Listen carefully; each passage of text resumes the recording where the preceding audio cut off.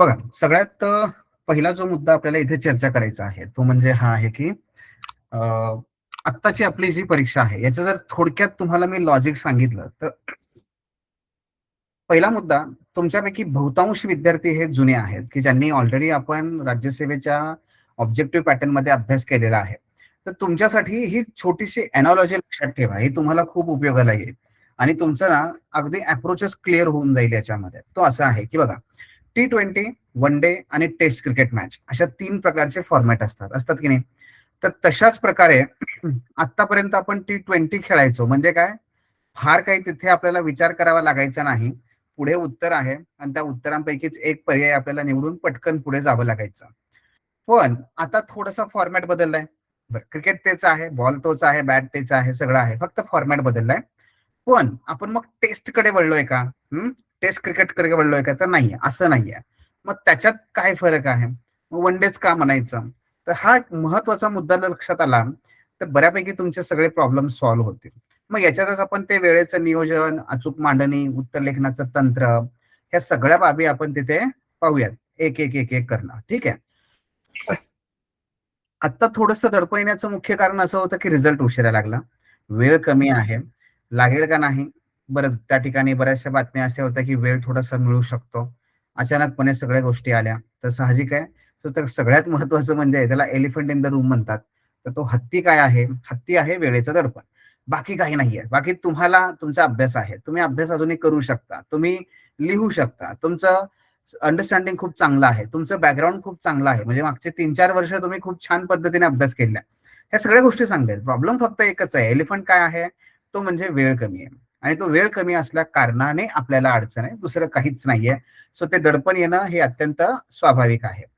पण आपण जर आता लक्षात घेतलं, जे मी तुम्हाला सांगत होतो तसं, की आपल्याला T20 म्हणजे कसं होतं आतापर्यंत, की ऑब्जेक्टिव्ह क्वेश्चन होते, त्यात पर्याय होते, त्यानुसार आपण पाठांतर केलंय. आतापर्यंत आपल्या नोट्स तशाच असायच्या, टू द पॉइंट. रिव्हिजन आपण तसंच केलेलं आहे, प्रश्न तसे सोडवलेले आहेत. पण आपल्याला तसं नाही करायचं. आता थोडंसं पुढे टेस्ट क्रिकेटकडे का, तर ते पण नाहीये. टेस्ट क्रिकेटकडे नाही म्हणजे काय हो, म्हणजे असं की बघा, टेस्ट क्रिकेट 5 दिवसांचा खेळ असतो. निवांत खूप सारं शांतपणे खेळणं नाही, आपल्याला तेही करायचं नाहीये. आपल्याला इथे विद्यापीठांचे जे प्रश्न लिहिले जातात, विद्यापीठांच्या ज्या परीक्षा असतात, तशा प्रकारचे आन्सर लिहायचे नाहीत, पेपर फक्त भरवायचा नाहीये, वेळ फक्त पूर्ण करायचा नाहीये, आपल्याला ते करायचं नाहीये. आपला जो गोल्डन मीन आहे, जसं अरिस्टॉटल म्हणतो की गोल्डन मीन, प्रत्येक गोष्टीमधला मध्यमा आपल्याला शोधावा लागतो, तसा मित्रांनो तो आहे वन डे क्रिकेट. म्हणजे काय, की अगदी टेस्ट क्रिकेट सारखं पाल्लाळिकपणा नाहीये आणि T20 सारखं अगदीच त्रोटक त्रोटक त्रोटक लिहिलंय ते पण चालणार नाहीये. या दोघांच्या मधला जो सुवर्ण मध्य आहे तो गाठायचा आहे. आणि ते कसं करायचं, मग कशा पद्धतीने, तर आपण त्या आपल्या वन डे क्रिकेटच्या मॅच प्रमाणे आपण त्या क्रिकेटकडे, म्हणजे या मुद्द्याकडे बघितलं पाहिजे. ही एनॉलॉजी वापरण्याचं मुख्य कारण तुम्हाला क्रिकेट माहिती आहे आणि त्यामुळे तुम्ही ते समजू शकता, हा त्यातला महत्वाचा मुद्दा होता. मग आता सुरुवात करण्याच्या अगोदर सगळ्यात महत्वाचं काय, की आपल्याकडे नेहमी, म्हणजे ही आपली लहानपणापासून म्हणा किंवा संपूर्ण मानवजातीचा एक सर्वात मोठा ड्रॉबॅक आहे, की तो म्हणजे मला काय येतं किंवा माझे कुठले स्ट्रेंथ आहेत हे आपल्याला कधी लक्षात राहत नाही. नेहमी आपण भीती असते, ती मला हे येत नाही, मला हे जमणार नाही, मी हे करू शकणार नाही. नाही, असं नाहीये. इथून पुढे परीक्षा होईपर्यंत सतत सतत सतत स्वतःला हे सांगा, मी काय केलंय, माझ्याकडे काय आहे, माझी कुठली ताकद आहे, माझ्या स्ट्रेंथ काय आहेत, आणि मग त्या स्ट्रेंथच्या आधारावरती मी कसं लढू शकतो. सगळ्यात चांगलं उदाहरण म्हणजे काय, छत्रपती शिवाजी महाराज कधीच म्हणत नाहीयेत ते, किंवा म्हटले नाहीत ते कधी, काय माझ्याकडे सैन्यच नाहीये, माझ्याकडे हेच नाही. नाही, त्यांना फक्त काय, माझ्याकडे सह्याद्री आहे, मी सह्याद्रीत तुम्हाला बोलावतो आणि मग तिथे तुम्हाला गाठून तुमच्या खिंडीमध्ये शिरकान करतो. बरोबर आहे ना? तसंच आहे बघा, मागच्या 4 वर्षामध्ये, 3-4 वर्षामध्ये, कोणी 2-3 वर्षामध्ये जो तुम्ही अभ्यास केलेला आहे, हे सर्वात मोठी तुमची जमेची बाजू. हे सारखं आठवा, हे सारखं सांगा मनाला. आणि त्यामुळे सगळ्यात महत्वाचं काय लक्षात ठेवा माहितीये, की काय लिहायचं आहे हे तुमच्या डोक्यात ऑलरेडी आहे, हे तुमच्याकडे आहे. तुम्हाला पॉलिटी पाठ आहे, तुम्हाला हिस्ट्री पाठ आहे, तुम्हाला जॉग्राफी माहिती आहे, तुम्हाला इकॉनॉमी माहिती आहे, तुम्हाला HRD माहिती आहे, HR माहिती आहे, एसे सुद्धा तुम्ही थोडेफार काही का असना पण लिहिलेले आहेत. सो हे सगळं केलंय ना आपल्याला. आपल्याकडे कंटेंट नाहीये असं नाहीये, आहे. फक्त आपल्याकडे काय करायचंय, हे लिहायचं कसं, हाऊ, व्हॉट पेक्षा काय आहे, व्हॉट पेक्षा आपल्याला लिहायचं कसं आहे, मांडायचं कसं आहे, हे आपल्याला तिथे समजून घ्यायचंय. बस तेवढं एकच टेक्निक आहे आणि ते स्किल आहे, बघा लक्षात घ्या. ते स्किल आहे, त्या स्किलला अवगत करण्यासाठी फार वेळ लागणार नाहीये. मग म्हणून हा मुद्दा नेहमी कसा आहे बघा, की परफेक्ट उत्तर लिहिण्याचा प्रयत्न आताही करू नका, पेपरमध्ये करू नका. तुम्हाला माहिती आहे या वर्षीची कॉम्पिटिशन कशा प्रकारची आहे. जे काही 2,000-2,500 विद्यार्थी आता उत्तीर्ण झालेले आहेत, त्यातले तुम्हाला माहिती आहे 1,500 पेक्षा जास्त विद्यार्थी तर पेपर देणारच नाहीयेत. अगदी देणारच नाहीत. 50% पेक्षा जास्त अब्सेंटी असेल. उरलेले जे काही 40% विद्यार्थी आहेत, त्यात अभ्यास केलेले फक्त काही मोजके विद्यार्थी आहेत. त्यामुळे आपण आपल्यावरती काय म्हणजे आपल्यासारखी 2 कंडिशन आहेत. एक म्हणजे आपल्यासारखेच सगळे विद्यार्थी आहेत. सगळ्यांची अवस्था आपल्यासारखीच आहे, नाही का? मग आपल्याच सारखे जे सगळे आहेत, तर त्यांच्यामधूनच त्यांना काय करायचे द बेस्ट कॅन्डिडेट त्यांना डेफिनेटली निवड करायची आहे. आणि कुठेही आपल्याला इथे पर्सेंटेज पद्धत नाहीये, की 35% पास पास म्हणजे पडल्याशिवाय पास होणारच नाही, असंही नाहीये. काय आहे इथे? तुमच्यापैकी जे कोणी सर्वप्रथम पहिले 139 असतील त्यांना पोस्ट मिळणार आहे. So that's final. That's the thing. आणि त्यामुळे परफेक्ट नाही, पूर्ण पेपर पूर्ण करणं हे सगळ्यात महत्वाचं आहे. हे आजपासून आपण ठरवूयात. मग आता पहिलं काय आपलं गोल ठरलंय. गोल काय आपलं? मला पेपर कव्हर करायचा आहे. मग पेपर कव्हर करायचा आहे, तर त्यासाठी मला काय काय करावं लागेल? आता आपण त्याच्याकडे जाऊयात. त्याच्यामध्ये सगळ्यात महत्वाचं काय आहे? सतत 3 तास लिहिण्याची आपल्या हाताला सवय लागली पाहिजे. मी तुम्हाला उदाहरण सांगतो. मित्रांनो, तुम्हाला एका पेपरमध्ये जवळपास 3,000 ते 3,500 शब्द लिहायचे. 3,000 ते 3,500 शब्द लिहित असताना आपल्याला काय करावं लागेल माहितीये? आत्तापासून सवय करावी लागेल. कारण तिथे गेलात ना, की तुमचं बघा मनगट दुखायला लागतं, बोटं दुखायला लागतात. सगळ्यात महत्वाचं म्हणजे करंगळी. करंगळीचा खालचा भाग आहे ना, तो पेपरवर घासून घासून घासून तिथे फोड उठतात. सगळ्या गोष्टी होतात. हे तुम्हाला मी आमचे जे काही अनुभव आहेत त्यातून सांगतोय तुम्हाला युपीएससीच्या. मग होतं काय माहितीये? आपल्याला हात असा जड व्हायला लागतो. बऱ्याच जणांचं कसं असतं दाबून लिहायची सवय असते. तर तसं नाही करायचं. मग ते आत्तापासूनच प्रयोग करायचं. काय करायचं? जाड ग्रीप असलेला म्हणजे पेन जाड नकोय. ग्रीप जशी जाड असावी जेणेकरून घाम वगैरे जो आहे ना, तो स्वेट त्या ठिकाणी पेनला आपल्या घसरत नाही. पहिलं. दुसरं, दररोजचा सराव केला तर तुमचं मनगट दुखणार नाही, बोटं दुखणार नाहीयेत. फिंगर्स त्या ठिकाणी बघा असं ऍथलेटिक्स जसे असतात ना, बॉलर कसं करतात, त्या पद्धतीने काय करायचं फिंगर्सना थोडंसं सवय लावायची दररोजच्या दररोज. जो सॉफ्ट बॉल असतो ना, त्या सॉफ्ट बॉलला असतो ना ते कुठला असतो तो इमोजी सारखा बॉल असतो. सवय करा. दररोजचे 5 मिनिटं सकाळी, दुपारी आणि संध्याकाळी सवय करा. ऑटोमॅटिक काय होतं, आपल्या बोटांना लिहिण्याची सवय लागते. 3,500 शब्द नॉट अ जोक हे लिहायचेत. आणि ते कसं आहे सकाळी दुपारी दोन्ही वेळेस पेपर आहेत. तर त्यामुळे ह्याला कुठेही लाईटली घेऊ नका. पेन आत्तापासूनच निवडा. 2-4 पेन आणा, त्या ठिकाणी लिहून ठेवायचं, गुळगुळीत करायचे. त्यातला कुठला पेन तुम्हाला आवडतोय, ज्याने तुम्हाला लिहायला जमतंय ते शोधा आणि ठरवा. तिसरं, खूप घट्ट पकडायची सवय लावू नका. आणि चौथं, दर एक अर्ध्या तासाने काय करायचं, प्रश्न वाचताना हात आपला ना बोट हे असे करायचे. बोट हे अशा पद्धतीने करायचे. यामध्ये तुम्हाला एक उदाहरण सांगतो आणखी एक. श्रीकर परदेशी सर म्हणून आहेत बघा, जे ते सध्या प्रधानमंत्री कार्यालयामध्ये महत्वाच्या पदावरती आहेत. महाराष्ट्रामध्ये ते IAS होते. तर श्रीकर परदेशी सर काय करायचे माहितीये, आता हे जमेल का नाही माहित नाही, आताच तुम्ही करावं का तर नाही, पण तुम्हाला काही यासारख्या आयडियाज असतात म्हणून सांगतोय. तर श्रीकर परदेशी सर काय करायचे माहितीये का, लिहिताना त्यांना जेव्हा ते हाताना म्हणजे उजव्या हाताला आपण काय करतो उत्तर लिहितो तेव्हा काही अंडरलाईन करायला पाहिजे. हा मी पुढे सांगेन तुम्हाला. जो कीवर्ड असतात त्याला आपण अंडरलाईन केलं पाहिजे. तर ते काय करायचे माहितीये, उजवा हात खालती ठेवायचे आणि डाव्या हाताने अंडरलाईन करायचे. डाव्या हाताने.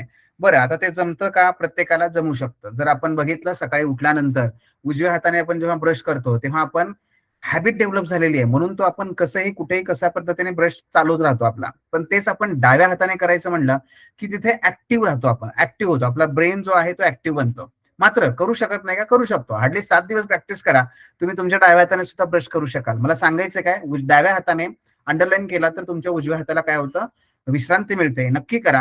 हे थोडंसं ट्रिव्हियल वाटेल, लहान मुलांसारखं वाटेल, पण मित्रांनो IAS म्हणजे शेखर सरांनी सर हे केलंय तर आपण करायला काही हरकत आहे नाही का? अशा पद्धतीचे काही ट्रिक वापरू शकता, पण हे फार महत्वाचं आहे. दुसरं, शब्द. आता कसं होतं की बऱ्याच वेळेस आपण लिहितो ना मित्रांनो, तेव्हा लिहित असताना आपल्याला शब्दांचा फार मोठा इथे प्रॉब्लेम असणार आहे. जेव्हा लिहिताय तुम्ही तर लिहित असताना आत्तापासून जर लिहिलो, आत्तापासून जर रिकॉल करत गेलो तर त्याच्यात डेफिनेटली आपल्याला हे शब्द आठवायला लागतील. मोजके शब्द आठवणं हे फार गरजेचं आहे. आपली उत्तर आहेत ना ती लांबलचक वाक्यामध्ये नको आहेत. म्हणजे कसं एक एक स्टेटमेंट, एक एक वाक्य हे 3-3, 4-4 ओळींचं नकोय. 1-2 ओळींचं असेल बास झालं, तेवढं ठीक आहे. आणि त्याच्यामध्ये जास्तीत जास्त कसं असतं, आपल्याला कीवर्ड्स यावेत. बघा लक्षात घ्या. म्हणून काय आहे, अनेक राज्य एकत्र येतात आणि एकत्र येऊन ते एखाद्या राज्याची स्थापना करतात. हे एवढं वाक्य लिहिण्याच्या ऐवजी फक्त संघराज्य हा एक शब्द लिहिला की झालं, संपलं.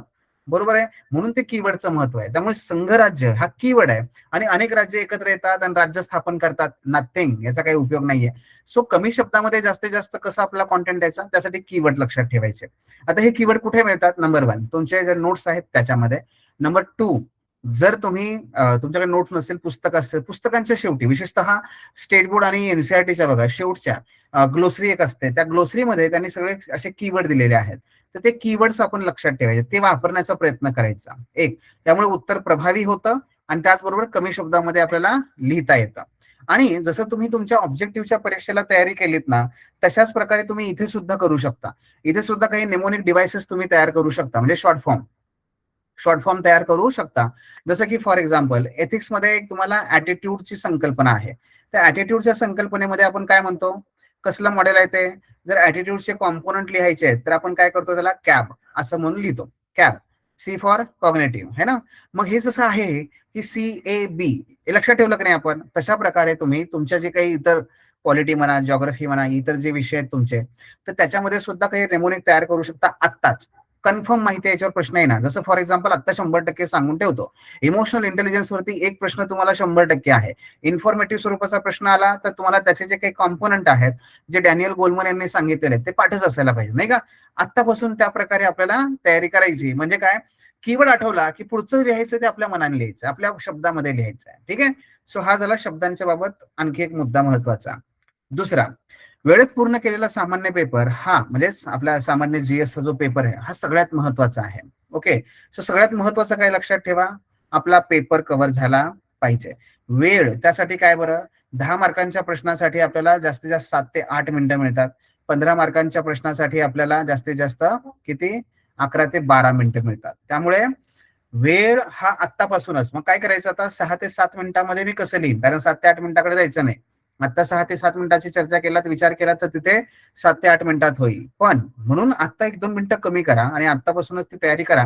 मग त्याच्यामध्ये मी काय गाळू शकते आणि काय त्यामध्ये लिहिलं पाहिजे. तर वेळेचं हे गणित ठेवा, 7 ते 8 मिनिटं, 11 ते 12 मिनिटं. एवढ्या कमी वेळेमध्ये आता आपल्याला करायचं काय आहे, हा एक महत्वाचा प्रश्न आहे. त्यामुळे आता जर आपण बघितलं तर सगळा सिलेबस कव्हर करणं कठीण आहे, नाही का. म्हणून आपल्याला काय करायचं आहे, सगळ्यात महत्वाचं 80-20 चा रूल आहे.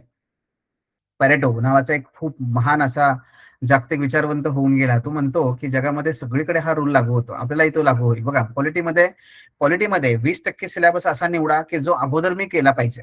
हा, भलेही त्याच्यामध्ये राजकीय पक्ष आणि दबावगट हे सगळ्यात शेवटी असेल, लक्ष्मीकांतमध्ये उचला आणि अगोदर तो करा. निवडणुकांमध्ये सुधारणा उचला आणि अगोदर करा.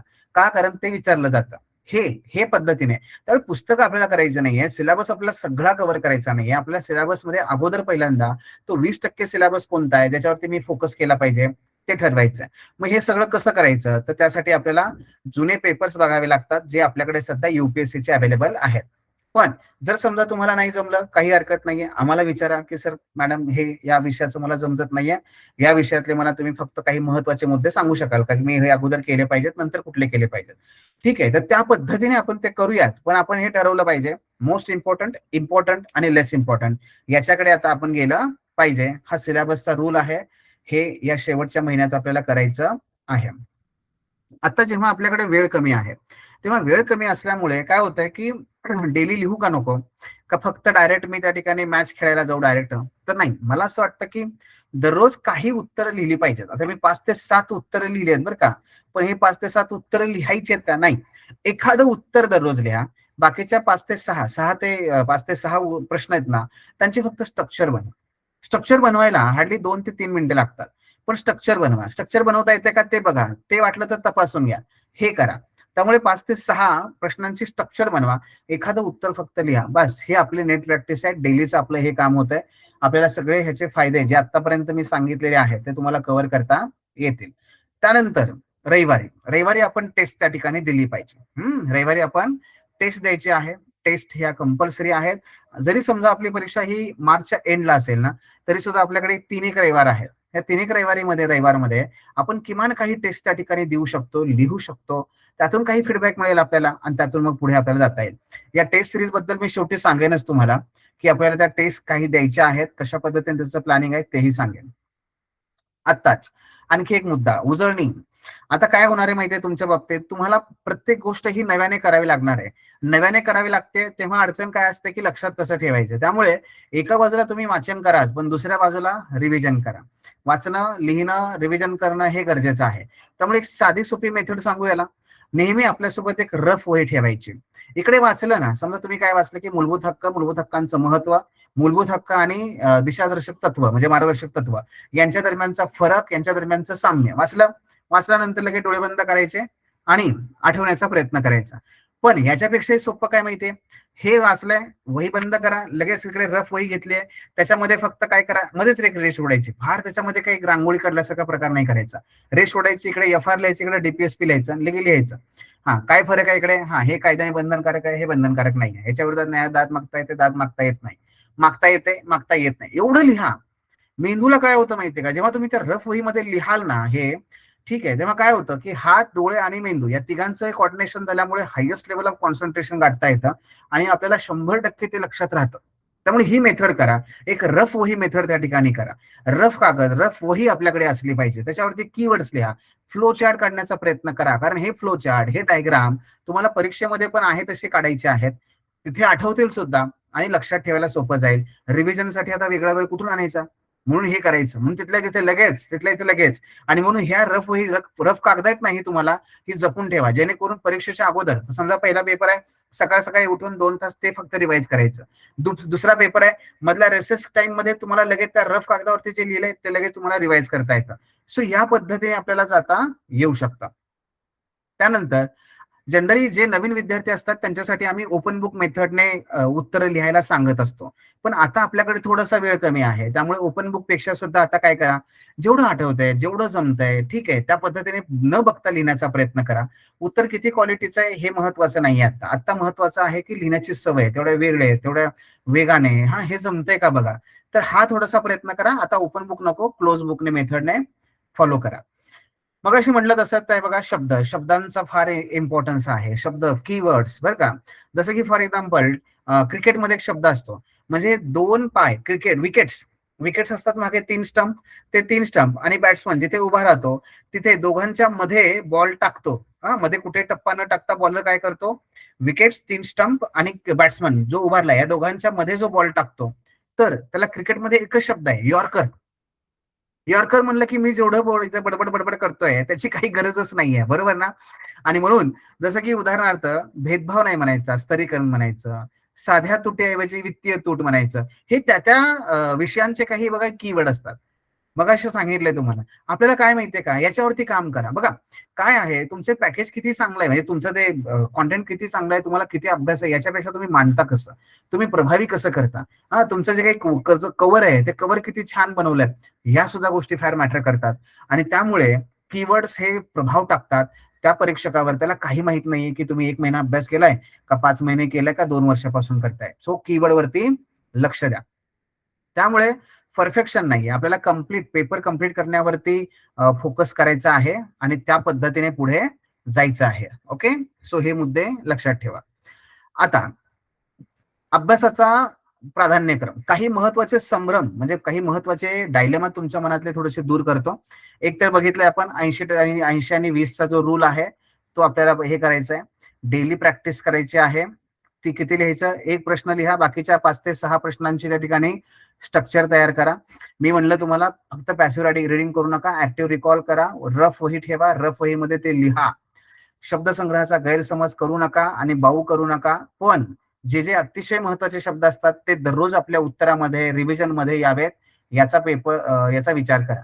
आता सगळ्यात महत्वाचं म्हणजे पेपर सेटरची मानसिकता. मित्रांनो, तुम्ही आतापर्यंत तुमच्या ऑब्जेक्टिव्ह एक्झाम मध्ये सुद्धा पेपर सेटरला समजून घेण्याचा प्रयत्न केला का नाही, इथे सुद्धा तोच प्रयत्न करायचा आहे. मेन्स मध्ये क्वेश्चन कसा फ्रेम होतो, मी जर एखादा टॉपिक वाचत असेल लगेच क्वेश्चन कसा फ्रेम होतो, मी गांधीजी यांच्याबद्दल वाचतोय, गांधीजी जन आंदोलनाबद्दल वाचतोय, तर पेपर सेटर कसा प्रश्न तयार करेल. मग पहिला प्रश्न काय की भारतातील जन आंदोलनाची वैशिष्ट्ये सांगा, असा येऊ शकतो. दुसरा, जन आंदोलनामध्ये गांधीजींनी जी स्ट्रॅटेजी वापरली, रणनीती, तिची चर्चा करा. तिसरा, जन आंदोलनामध्ये नक्की जन आंदोलन त्याला का म्हणायचं किंवा जन आंदोलनाचं नक्की स्वरूप काय होतं की ज्याच्यामुळे त्याला जन आंदोलन म्हणलं गेलं. चौथं, जन आंदोलनाच्या संदर्भात नेहरू यांनी जी STS काय शांतता तह शांतता ही जी रणनीती सांगितली ती नक्की काय आहे. बघा, हे अशा प्रकारे जेव्हा आपल्याला पेपर सेटर काय करेल, हा परीक्षक कशा प्रकारे याच्यावरती प्रश्न तयार करेल, एवढं कळलं ना की मग त्या ठिकाणी अभ्यास आपला सोपा होतो. आपला अभ्यास कसा होतो, क्रिस्टल क्लिअर, फापट पसारा निघून जातो आणि जे नेमकं घ्यायचंय ते आपल्याला करता येतं. मी का भर देतो या गोष्टीवरती, कारण तुम्हाला आतापर्यंत काय आहे, ऑब्जेक्टिव्हची सवय असल्यामुळे आपल्याला सगळं करायची सवय असते, मायन्यूट डिटेल करायची सवय असते, ते नाही करायचं. आता आता आपल्याला काय करायचंय की, आणि हेच तर महत्व आहे बघा, मुख्य परीक्षा आपली जी डिस्क्रिप्टिव्ह आहे ना, त्याचं हेच महत्वाचं आणि सोपं पण आहे. कोणता सोपेपण आहे हा, तो म्हणजे की मित्रांनो, ऑब्जेक्टिव्ह मध्ये अंडर द सन एव्हरीथिंग करावं लागतं, सब्जेक्टिव्ह एक्झाम मध्ये फक्त नेमकेपणानं जायचं असतं. हे लक्षात घ्या. त्या ठिकाणी स्वतःला स्थानापन्न करा आणि मग अभ्यास करा. बस, आपला अभ्यास आणखी सोपा होतो. उत्तर लिहित असताना एक सगळ्यात पहिला टप्पा आहे, तो म्हणजे प्रश्न डिकोड करता येणं. हे सगळ्यात महत्वाचं आहे, याला कुठल्याही प्रकारे विसरू नका. पहिला म्हणजे काय, जेव्हा आपण एखादा प्रश्न वाचतो तेव्हा प्रश्न वाचल्यानंतर पहिलं काम काय करा, मूळ घटक कोणता आहे, मुख्य विषय कोणता आहे, मुख्य विषय कोणता आहे. जर समजा आपण असा प्रश्न घेऊयात की राष्ट्रपती राष्ट्रपती यांच्या दयेच्या अधिकाराची चिकित्सक विश्लेषण करा. राष्ट्रपतींच्या दयेच्या अधिकाराचे चिकित्सक विश्लेषण करा.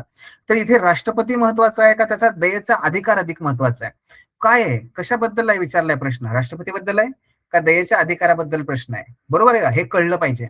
म्हणून मेन थीम कळली पाहिजे. या प्रश्नामध्ये काय मेन थीम आहे, ती म्हणजे दयेचा अधिकार हा काय आहे, हे अतिशय वेगळे पण आहे, तर तो महत्वाचा आहे, तो इथे आपल्याला मुख्य विषय म्हणून बघता येतो. बरं, दुसरं, प्रश्नाचा संदर्भ आताच काय विचारलाय, काय याचा चालू घडामोडीशी काही संबंध आहे का, महाराष्ट्राच्या राजकीय घडामोडीशी काही संबंध आहे का, आंतरराष्ट्रीय स्तरावरचं काय आहे का राष्ट्रीय स्तरावरचं काय आहे.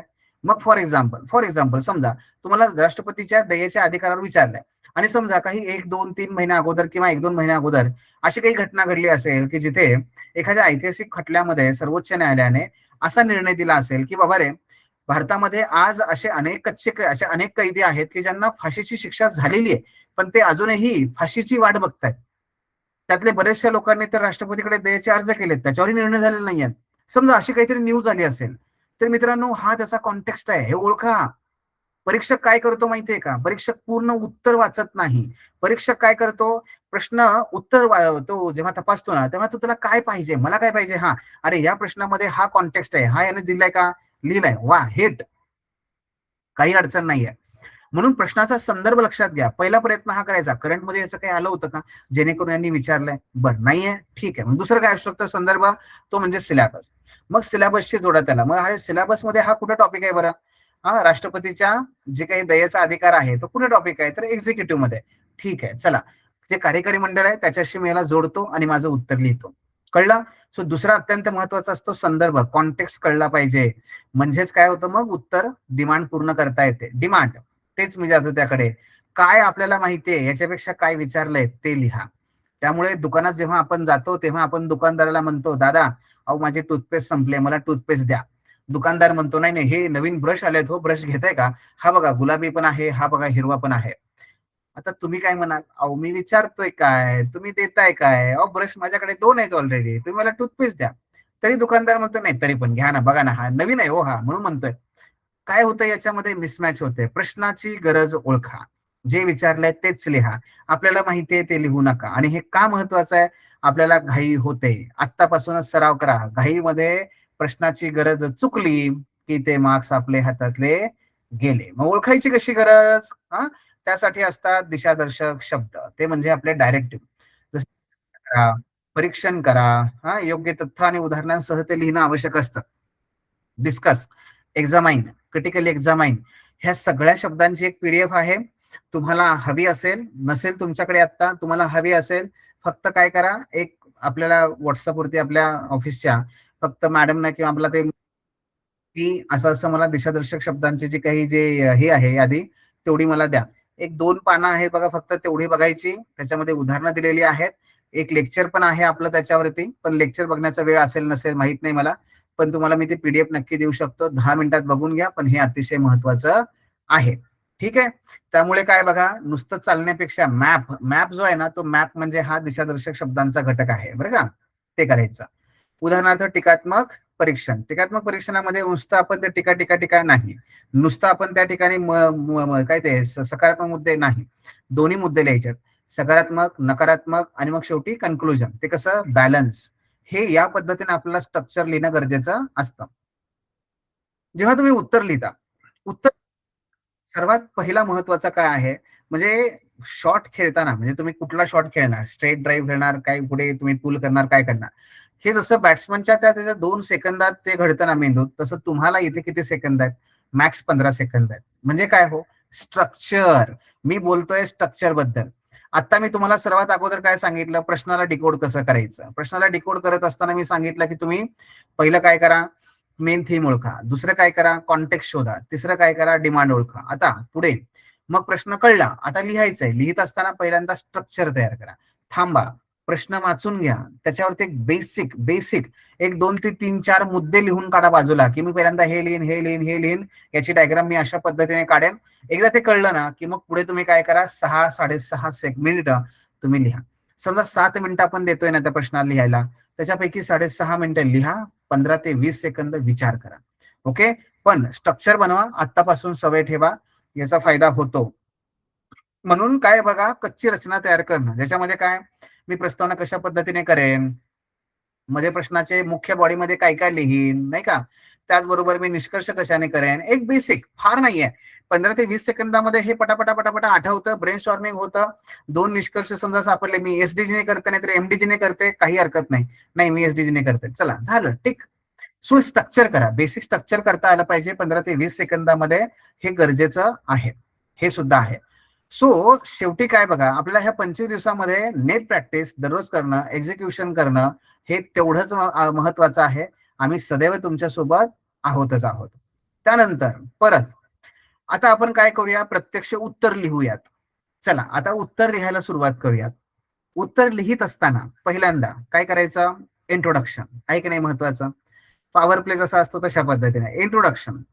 इंट्रोडक्शन का लिहायचं, विदाउट इंट्रोडक्शन याला काय म्हणतात इंग्लिशमध्ये, आय बी आणि सी. ठीक आहे, ह्याला IBC मेथड म्हणतात. म्हणजे काय हो, इंट्रोडक्शन, मेन बॉडी आणि कन्क्लुजन, IBC मेथड आहे. आणि ही वैश्विक आहे. तुम्ही कुठलंही उत्तर सुरुवात त्याची म्हणजे इंट्रोडक्शन न लिहिता लिहू शकत नाही. इंट्रोडक्शन करणं गरजेचंच आहे, कंपल्सरी गरजेचं आहे. हा, हे त्या पद्धतीने. त्यामुळे का आणि का गरजेचं आहे ते, कारण याच इंट्रोडक्शनच्या माध्यमातून आपला परीक्षकाशी काय होतो, पहिला संवाद साधला जातो. आणि म्हणून तिथे त्या प्रत्येक प्रश्नाची जी सुरुवात आहे ते इंट्रोडक्शनने कंपल्सरी करायचं आहे. आणि याच इंट्रोडक्शनच्या माध्यमातून तुम्ही परीक्षकाला हे सांगण्याचा प्रयत्न करणार आहात की भाई, मला कळलंय तुम्ही काय प्रश्न विचारलाय, त्याची काय डिमांड आहे, आणि आता मी तेच लिहिणार आहे. त्यामुळे प्रश्नाचा डिकोड मला कळलेला आहे, मी डिकोड केलाय, आणि तो काय आहे, असं 3-4 ओळींचा मॅक्सिमम आपण एक इंट्रोडक्शन केलं पाहिजे. इंट्रोडक्शन करण्याच्या अनेक पद्धती आहेत. ह्या कशा आहेत, कोणकोणत्या आहेत बघा. पण त्यामध्ये काय, प्रस्तावना आपली अतिशय क्रिस्प असावी, थेट असावी. उत्तम प्रस्तावना म्हणजे अर्ध उत्तर अर्ध युद्ध जिंकल्यासारखं आहे. ठीक आहे. सर्वात प्रथम ह्या प्रस्तावना लिहित असताना कोणकोणत्या चुका होतात. पहिलं, परफेक्शनचा अट्टहास करायचा नाही. नाही, मी अशा प्रकारे प्रस्तावना लिहितो ना की जी वाचली की त्या चक्करून पडला पाहिजे. काही नसतं जगात, परफेक्शन नावाचा प्रकार कधीच नसतो. त्यामुळे परफेक्शनची वाट बघू नका, लिहिणं महत्वाचं आहे. दुसरं, आकार. म्हणजे प्रस्तावना मी अर्ध पान लिहिलंय, अहो नाही, मला प्रस्तावना अर्ध पान लिहायचं नाहीये. आणि काही विद्यार्थी प्रस्तावना एका वेळी संपवतात. दोन्ही काय आहेत, टोक आहेत, करायचं नाहीये. हे क्लीन बोल्ड होण्यासारखा प्रकार असतो. आकार, आदर्श लांबी किती आहे, आपल्या एकूण उत्तराच्या 10%. उत्तराच्या 10% किंवा 3 ते 4 ओळी एवढीच आपली काय असली पाहिजे, प्रस्तावना असली पाहिजे. हा, हे लक्षात ठेवा. त्यानंतर उत्तरातले काय आणखी काही चुका महत्वाच्या आहेत बघा. प्रश्नाची पुनरावृत्ती. काही विद्यार्थी काय करतात, जो प्रश्न आहे तेच पुन्हा लिहा म्हणजे झालं, आपलं प्रस्तावना लिहिल्यासारखं झालं नाही. काय विचारलंय, राष्ट्रपती यांच्या दयाचा अधिकाराचे चिकित्सक विश्लेषण करा, मग खाली तेच, राष्ट्रपती यांच्या दयेच्या अधिकाराचे चिकित्सक विश्लेषण करताना आपल्याला नाही, असं नाही करायचंय. सो हा तो मुद्दा आहे की तो नाही करायचा आपल्याला. आपल्याला करायचं काय आहे, प्रश्नाला पुनरावृत्ती नाही करायची आहे, काहीतरी त्यात इनोव्हेशन आलं पाहिजे, बरोबर ना, तो. त्यानंतर निरुपयोगी आणि पाहिलाळीपणा, फिलर. म्हणजे काय, भारताचा इतिहास महान आहे. अरे माहिती आहे, महान आहेच आहे ना. नाही नाही, भारताचा इतिहास दैदिप्यमान आहे. अहो तेही माहिती आहे. किंवा गांधीजींचा प्रश्न असेल, महात्मा गांधीजी हे थोर स्वातंत्र्य, अरे ऑलरेडी माहिती आहे रे. हे नको आहे, जे माहिती आहे, जे नुसतेच काय आपलं ते ते म्हणतात ना, ते एरंडाचं गुऱ्हाळ ना, ते काय साखर ना चोथा असं काहीतरी म्हणतात ते. हे तशा पद्धतीने असलं काही करायचं नाहीये. थेट आकृतीने सुरुवात नाही करायची. इंट्रोडक्शन लिहित असताना थेट आकृतीने सुरुवात करायची नाहीये. प्रश्नाशी संबंध नसणं. आपण काय मगाशी म्हणल्याप्रमाणे प्रश्न काय विचारलाय, आपण लिहितोय काय, हा बॅट कुठे आहे, बॉल कुठे आहे, असा प्रकार करायचा नाही. आता आपल्याला काय करायचंय, काही ज्या पद्धती आहेत मी त्या तुम्हाला सांगतो की इंट्रोडक्शन कसं लिहिता येऊ शकतं. पहिलं जे सगळ्यांना माहिती आहे आपल्याला, डेफिनेशन. ज्याच्याबद्दल विचारलंय त्याची डेफिनेशन लिहा. फॉर एक्झाम्पल मी प्रश्न घेतला होता की राष्ट्रपतीच्या दयेचे अधिकार. दयेचा अधिकार काय आहे त्याची व्याख्या लिहा. दया म्हणजे काय त्याचा अधिकार. पण पॉलिटीमध्ये विचारलं तर पॉलिटिकल डेफिनेशन आली पाहिजे. एथिक्स मध्ये विचारलं तर दया या शब्दाचा अर्थ वेगळा येतो, लक्षात घ्या. डेफिनेशन त्या त्या विषयानुसार येतात. हा, प्रस्तावना त्या त्या विषयानुसार पण कराव्या लागतात. हा झाला पहिला मुद्दा. दुसरा मुद्दा, समजा तुम्हाला असं विचारलं की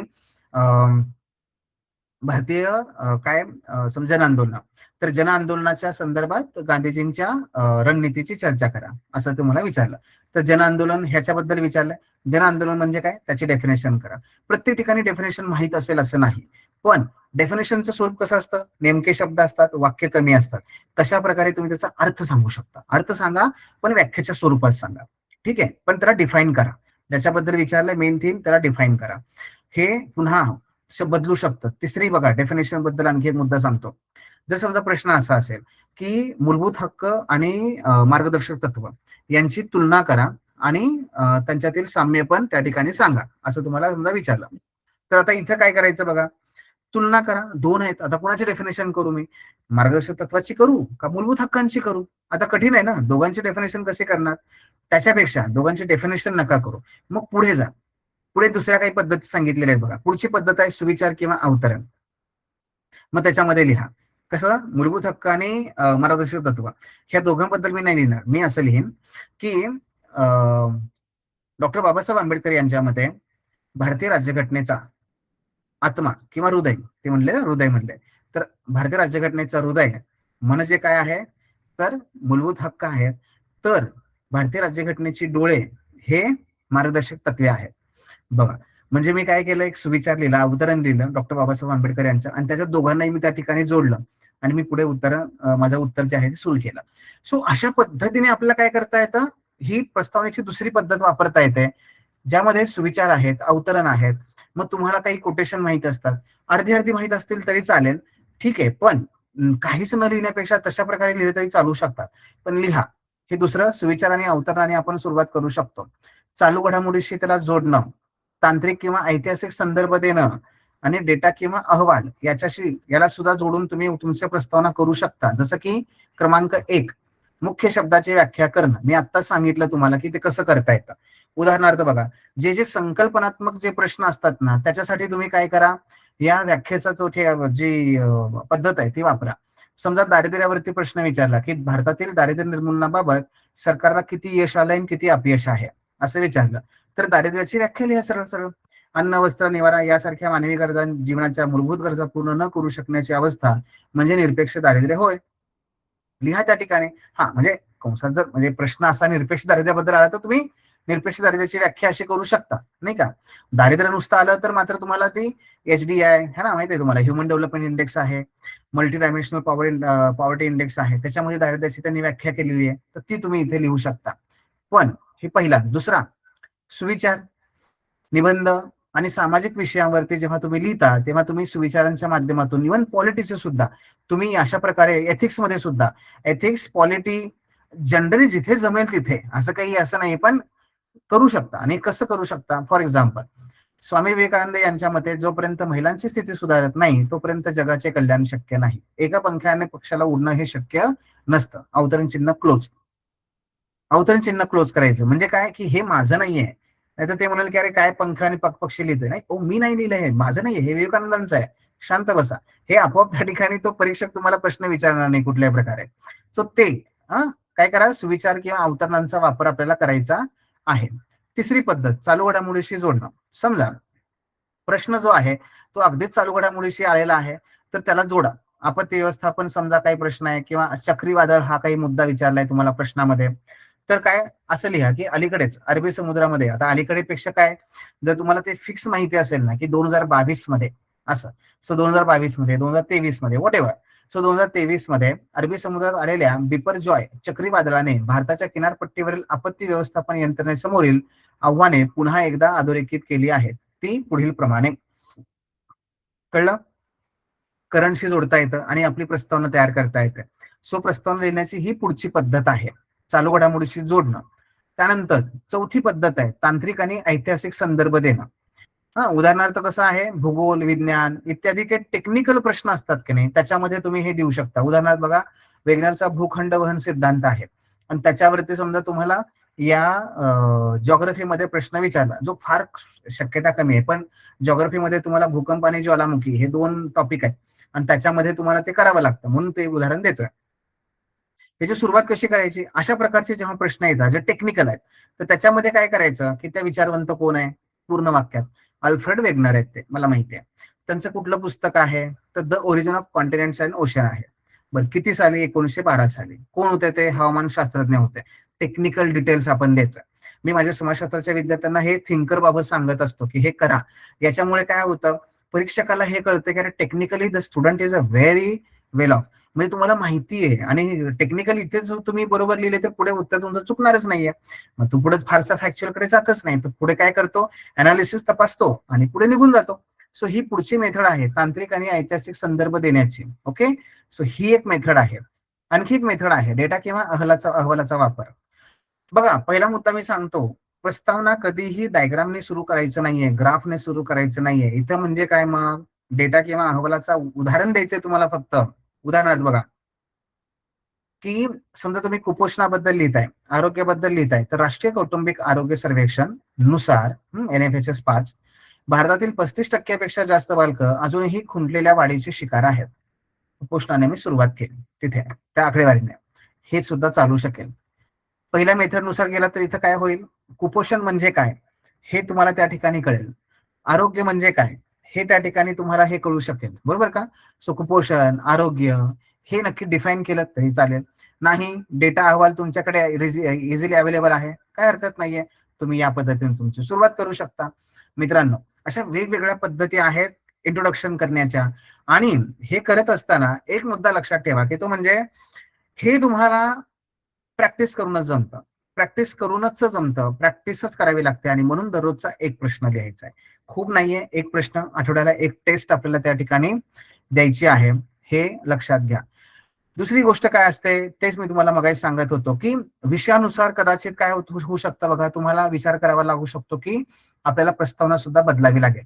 उदाहरणार्थ पॉलिटी लक्षात घ्या, पॉलिटीमध्ये तुम्ही काही सर्वोच्च न्यायालयाचे खटले किंवा कलम यांच्याने सुद्धा तुम्ही प्रस्तावना सुरू करू शकता.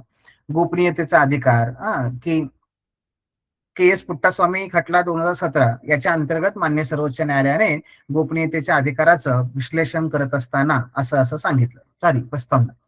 किंवा इतिहासामध्ये काय करू शकता की विदा सावरकर यांच्याबद्दल तुम्ही 1857चा उठाव आहे समजा, तर काय, विदा सावरकर यांनी त्यांच्या 1857चे स्वातंत्र्य समर या पुस्तकामध्ये 1857च्या उठावाला भारताचे पहिले स्वातंत्र्य समर असं म्हणून तिथे उल्लेख केलेला आहे. तर तसंही तुम्ही करू शकता. किंवा एथिक्स मध्ये काय, जे कीवर्ड्स असतात, जसं आता मूल्य आहे, भावनात्मक आहे, बुद्ध्यांक किंवा ऍटिट्यूड आहे, ऍप्टिट्यूड आहे, याची काय करा, सरळ सरळ व्याख्या करा. That is the best way. तो कीवर्ड की सचोटी, कोणीही पाहत नसताना योग्य काम करणं. अर्थशास्त्रामध्ये डेटा, उदाहरणार्थ कसं मगाशी तुम्हाला मी सांगितलं त्या पद्धतीने की एखादा रिपोर्ट घ्या, नीती आयोगाचा घ्या, एखादा कुठला तरी डेटा घ्या आणि त्यानुसार तुम्ही सांगू शकता. सो अशा पद्धतीने आपल्याला जाता येतं, विषयानुसार सुद्धा प्रस्तावना बघू शकतात. त्यामुळे लक्षात ठेवा, प्रॅक्टिस शिवाय याला पर्याय नाही, प्रॅक्टिसच करावी लागेल. ठीक आहे, तर ह्या होत्या प्रस्तावना लिहिण्याच्या वेगवेगळ्या पद्धती. आता आपण थोडंसं पुढे जाऊया, मिडल ऑर्डर. म्हणजे काय आहे, मेन बॉडी. आता मेन बॉडीकडे जाऊया. मेन बॉडी कशी लिहायची, पॅराग्राफची रचना कशी असली पाहिजे, कशा प्रकारे आपला तो फ्लो मेंटेन ठेवायचा, हे पण आपण या ठिकाणी बघू शकतो. बघा, पहिला पॉइंट वाईज उत्तर लिहायचं का, तर पॉइंट वाईज उत्तर लिहायचं का डॅश करून उत्तर लिहायचं का पॅराग्राफ मध्ये उत्तर लिहायचं, कसं लिहायचं कसं?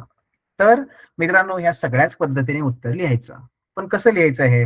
तर प्रश्नाची डिमांड काय आहे त्याच्यानुसार उत्तर लिहायचं. म्हणजे प्रश्न जसा असेल त्या पद्धतीने तो पॉइंट वाईज लिहायचा का पॅराग्राफ मध्ये लिहायचा का डायग्राम ते डॅश करून लिहायचं काय ते सांगतोय तुम्हाला मी. तुमच्या मेन बॉडीचं स्ट्रक्चर कसं असायला पाहिजे बघा. पॉइंट वाईज उत्तर लिहू शकता. काय, कुठे, कोणती, अशा प्रकारचे जे प्रश्न असतात. काय काय याच्यामध्ये बघा, काय, कोणती, किती, असे जे काही फॅक्च्युअल प्रश्न असतात की नाही, या फॅक्च्युअल प्रश्नांसाठी पॉइंट वाईज उत्तर लिहा. उदाहरणार्थ 1857च्या उठावाची कारणं सांगा. झालं थेट. किंवा एकदा युपीएससीने प्रश्न विचारला होता की संसदेमध्ये जे संसद सदस्य असतात त्यांना घटनेचे कलमासहित बघा प्रश्न काय होता, घटनेच्या कलमासहित त्यांना कोणकोणते अधिकार अवेलेबल आहेत हे सांगा. अहो सांगावं लागेल ना, कलम इकडे हे आहे, हे कलम हे आहे, हे कलम हे आहे. किंवा भारतातील अल्पसंख्याकांच्या संरक्षणासाठी भारतीय राज्यघटनेमध्ये कोणकोणत्या तरतुदी करण्यात आलेल्या आहेत त्याचं चर्चा करा. तरतुदी number 1, 2, article 25, article 26, article 27, article 28 लिहावं लागेल ना. असं जशी गरज आहे त्या पद्धतीने तुम्हाला उत्तर लिहावं लागेल त्याचा. येते लक्षात? किंवा भारतातील दारिद्र्याच्या कारणे सांगून त्याच्यावरच्या उपाययोजना 1, 2, 3, 4, 1, 2, 3, 4 गेटिंग. सो फॅक्च्युअल प्रश्न आला की पॉइंट वाईज पद्धतीने लिहा, काही हरकत नाही.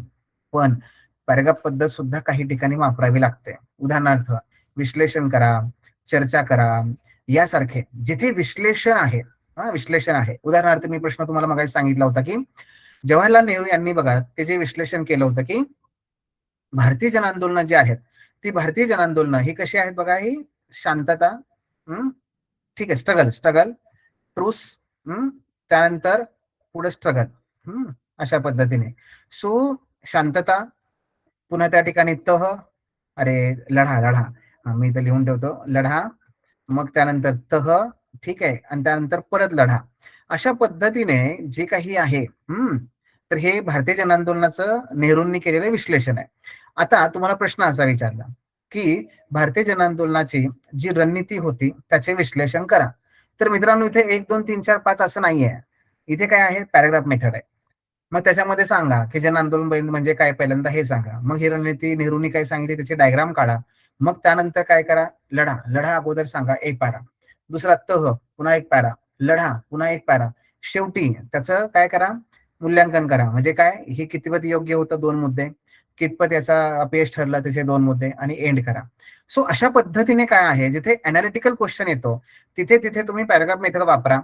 सगळीकडे वापरू नका, पण जिथे जिथे अनालिटिकल येतं तिथे. नीतिशास्त्रामध्ये हे वापरता येतं तेही अनालिटिकल क्वेश्चनना फक्त. निबंधामध्ये ही मेथड अधिक युजफुल आहे. निबंधामध्ये याला सगळ्यात प्राधान्य द्या. निबंधामध्ये पॉइंटच्या ऐवजी पॅराग्राफ मेथडच लिहिलेलं कधीही चांगलं आहे. जे राज्यशास्त्र म्हणजे आपला जो पेपर 2 आहे त्याच्यामध्ये सुद्धा तुम्ही ही मेथड जास्तीत जास्त वापरू शकता. तिसरी मेथड आहे नंबरिंग. नंबरिंग म्हणजे काय, 1, 2, 3, 4. ह्यात पण पुन्हा कसं आहे, घटक. जर काही तुम्हाला घटक विचारले तर तुम्ही 1, 2, 3, 4, 5 असे घटक लिहू शकता. किंवा बाण. बाण म्हणजे कसं की सरळ आपण काय करतोय, ॲरो दाखवतोय, काही नंबर लिहित नाही मी तिथे. मी सरळ त्या ठिकाणी ॲरो दाखवतोय, बुलेट फॉर्म देतोय. हे बुलेट बघा, हे जसं आहे ना बुलेट, हे बुलेट आहे, हे बुलेट आहे. अशा बुलेट माध्यमातून सुद्धा लिहिता येतं, ते लिहू शकता, काही अडचण नाहीये त्याच्यामध्ये. पण अनेक मेथड्स आहेत, त्यातली कुठली वापरायची डिपेंड अपॉन द क्वेश्चन. मी तुम्हाला तेच सांगितलेलं आहे. एक तुम्ही बाण, बुलेट, नंबरिंग, पॉइंट वाईज किंवा पॅराग्राफ कुठलीही वापरा, पण ज्याच्यामध्ये जी प्रश्नाची गरज आहे त्याच्यानुसार ते लिहा, ते महत्वाचं आहे. पॅराग्राफ. आता पॅराग्राफची आदर्श रचना कशी असायला पाहिजे. प्रत्येक पॅराग्राफ मध्ये जनरली, प्रत्येक, मी तुम्हाला आयडियल सांगतोय, तसं होईलच असं नाहीये, पण प्रत्येक पॅराग्राफ मध्ये काय असतं बघा, सगळ्यात महत्वाचं असतं की तुमचं आर्ग्युमेंट. तुमचं आर्ग्युमेंट काय करताय ते, तो पॉइंट, एका ओळीत त्याचं स्पष्टीकरण आणि त्याला एक ठोस उदाहरण. प्रत्येक पॅरा हा काहीतरी वेगळा असला पाहिजे. प्रत्येक पॅरा, एक para is equal to 1 idea, 1 para is equal to 1 idea, हे नेहमी लक्षात ठेवा. 2 आयडिया एका पॅरामध्ये लिहू नका.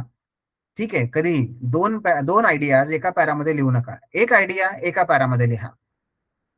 पॅराग्राफ छोटे छोटे करा, 4, 5, मॅक्स ओळींचे पॅराग्राफ त्या ठिकाणी करा. ठीक आहे. त्यानंतर मी विद्यार्थ्यांना सांगत असतो की पॅराग्राफ जेव्हा लिहिताय तुम्ही ना, तेव्हा समजा आता हा आपला असा हे आहे, पेज आहे. तर काय होतं, पॅराग्राफ लिहिताना सुरुवातीला थोडंसं अंतर सोडायचं. नंतर त्या ठिकाणी पुढे वाक्य लिहायची.